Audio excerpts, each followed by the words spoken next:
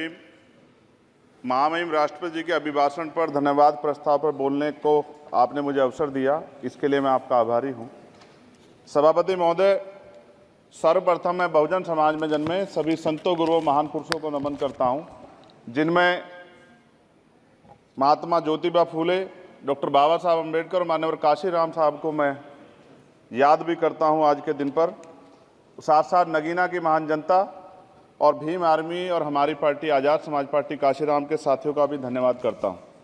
इसके बाद अपने कुल गुरु जगत गुरु सदगुरु रविदास जी महाराज को भी मैं नमन करता हूं, जिन्होंने दुनिया को लगभग 600 साल पहले बेगमपुरा शहर के रूप में दुनिया का सबसे महान लोकतांत्रिक दर्शन दिया।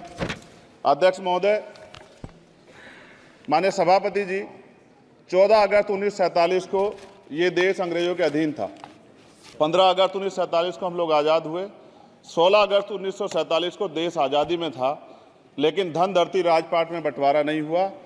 जो साधन संसाधन थे उनमें बंटवारा सही रूप से न होने के कारण एक बहुत बड़ी आबादी सुविधाओं से वंचित और सम्मान से वंचित रह गई।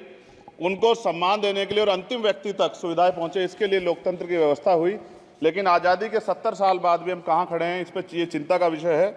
मैं मानता हूं कि सामाजिक न्याय तभी होगा माननीय सभापति जी, जब जातीय जनगणना पूरी होगी और जातीय जनगणना कराई जाएगी और साथ साथ संख्या के आधार पर आरक्षण जो है वंचित वर्गों का बढ़ाया जाएगा।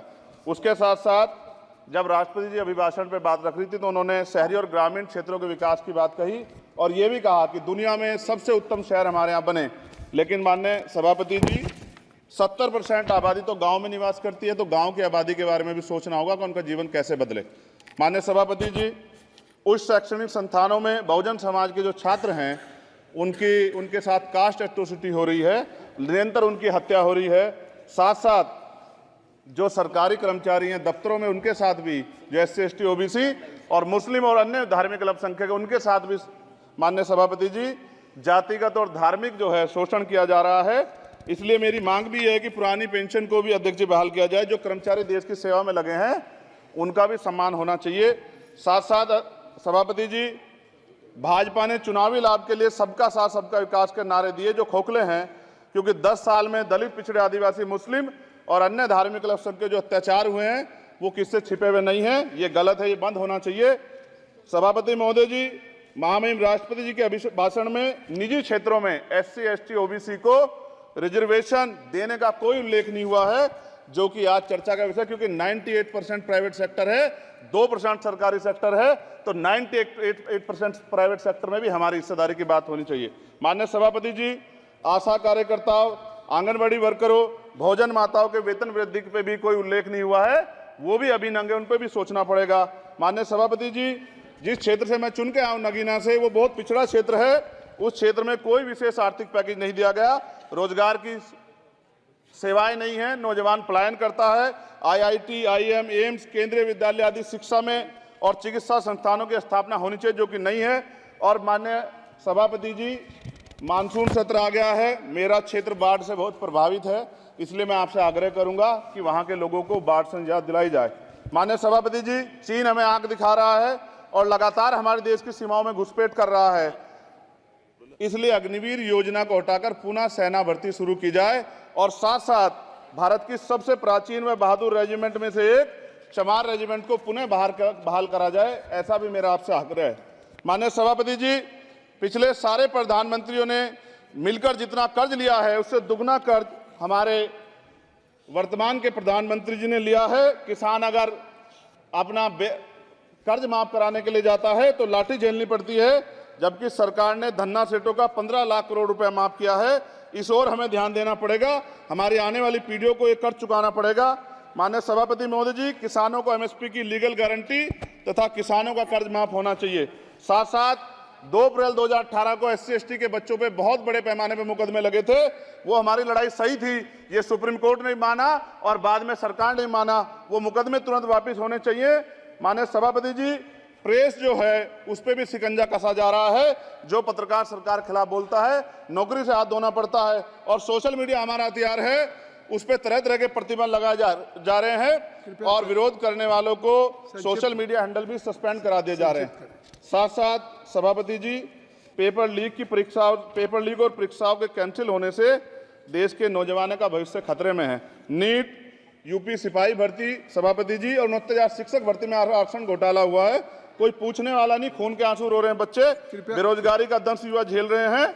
इसलिए मेरा आग्रह है कि युवाओं के लिए कृपया समाप्त करें चंद्रशेखर। माननीय सभापति जी, मैं पहली बार बोल रहा हूं, आप कहेंगे मैं बैठ जाऊंगा, मैं आपकी बात, मैं संवैधानिक मर्यादा का पालन करूंगा, मगर हम तो माननीय सभापति जी सुन ही रहे हैं। आप बोलिए, 1 मिनट। धन्यवाद। 1 मिनट और बोलिए। अध्यक्ष सभापति जी, नारी सम्मान की बात करने वाली सरकार, हमने मणिपुर देखा सर, हमने पहलवान बेटियों का हर्ष देखा सर, और हमने सर हाथरस की बेटी का हर्ष देखा सर, और हाथरस के परिवार को जो वादा किया था सरकार ने वो भी पूरा नहीं किया। और महिलाओं में भी, स्पेशली दलित, पिछड़े और मुस्लिम वर्ग की, आदिवासी वर्ग की महिलाओं के साथ आज भी एनसीआरबी का डाटा कहता है सर जो जुल्म हो रहा है वो सहनीय नहीं है सर। साथ साथ कोविड में तैरती, हमने कोविड में बहुत सुना सर, कोविड में तैरती लाशें भी गंगा में हमने देखी है सर, और मजदूरों का हाल भी हमने देखा है। सभापति जी, बस सब समाप्त कर रहा हूं। नोटबंदी पे छोटे मजले उद्योग की जो कमर टूटी वो भी हमने देखी है। सभापति जी, शैक्षणिक संस्थानों, विश्वविद्यालयों में, चिकित्सा संस्थानों में ओबीसी एसटी के योग्य अभ्यर्थी को एनएफएस करके जिस तरह निकाला जा रहा है, लेटरल एंट्री करके जिस तरह हमारे रास्ते बंद किए जा रहे, ये भी हम देख रहे हैं सभापति जी।